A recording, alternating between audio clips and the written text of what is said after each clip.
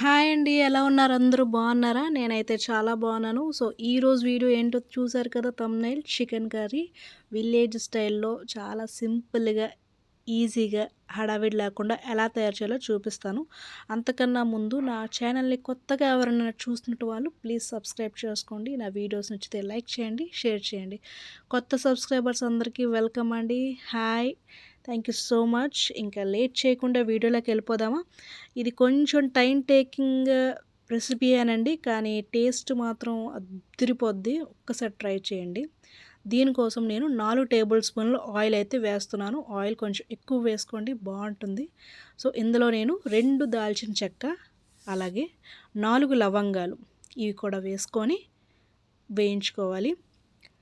దీనిలో నేను 3 పచ్చిమిర్చి, అలాగే ఒక ఉల్లిపాయ కూడా వేసుకొని వేయించుకోవాలండి. ఇవేనండి మసాలాలు. ఇంకా వేరే మసాలాలు ఏమీ వేయట్లేదు. ఇవి బాగా వేయించుకోవాలి.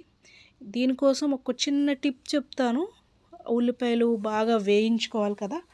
దీనికోసం చిన్న టిప్ ఏంటంటే, ఒక్క హాఫ్ టీ స్పూను మనం సాల్ట్ వేసుకుంది ఉల్లిపాయల్లో కలుపుకుంటే బాగా వేగుతాయి. ఆ సాల్ట్ వేసుకొని ఉల్లిపాయల్లో కలుపుకుంటే బాగా వేగుతాయి. మూత కూడా పెట్టుకోవాలండి. మూత పెట్టుకుంటే ఒక్క 2 నిమిషాలు ఉడికితే సరిపోతుంది. ఇంకా అంతకు మించి అవసరం లేదు. అలాగే అందులో మనం ఒక అల్లం వెల్లుల్లి పేస్ట్ ఒక టేబుల్ స్పూన్ వేసుకుంటే సరిపోతుంది. పచ్చివాసన పోయేంత వరకు వేయించుకోవాలండి.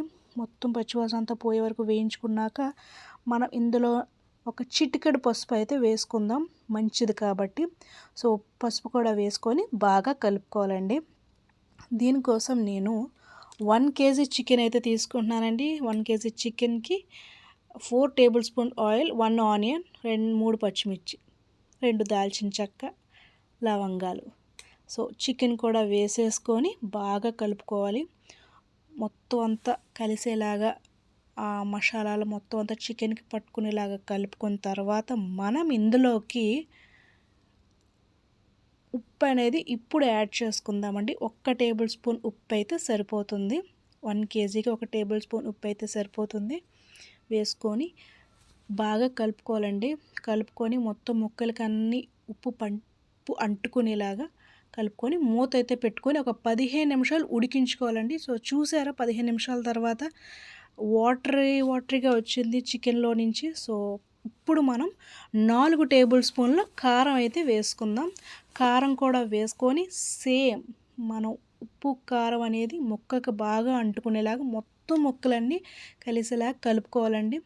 కొంచెం పెద్ద ముక్కలు కాబట్టి కష్టంగా ఉంటుంది. చిన్న ముక్కలు అయితే ఈజీగా కలుపుకోవచ్చు. పెద్ద ముక్కలు కాబట్టి కొంచెం టైం టేకింగ్ ప్రాసెసేనండి. ఒక్క 5 మినిట్స్ కారం వేశాక మూత అయితే పెట్టకండి. ఒక 5 మినిట్స్ తర్వాత మనం మూత పెట్టుకోవాలండి. మూత పెట్టుకొని ఒక 10 నిమిషాలు ఉడికించుకుంటే చూసారా మొత్తం కారం అంతా అంటుకుపోయింది ముక్కలకి. ఇప్పుడు మనం టొమాటోస్ యాడ్ చేసుకుందాం. ఈ మధ్యలో మనం ఒక్క టొమాటో యాడ్ చేసేసుకుందాం. ముక్కలు కట్ చేసి పెట్టుకొని యాడ్ చేసేసుకొని ఇంకేం అవసరం లేదండి. టొమాటోస్ యాడ్ చేసుకుంటే సరిపోతుంది. ఇప్పుడు మనం మూత అయితే పెట్టేసుకుందాం. మూత పెట్టేసుకొని ఒక్క 10 నిమిషాలు ఉడికితే సరిపోద్ది. టొమాటోలు అన్నీ మెత్తబడిపోతాయి. చూసారా 10 నిమిషాల తర్వాత తీసాను. టొమాటోలు అన్నీ మెత్తబడిపోయాయి. ఇంకేం లేదండి. అంతే. ఒక్క 5 నిమిషాలు అలాగ అటు ఇటు తిప్పేసుకుంటే సరిపోతుంది. ఇంకొంచెం నాకు దగ్గరగా అయితే సరిపోతుంది కూర అనేది.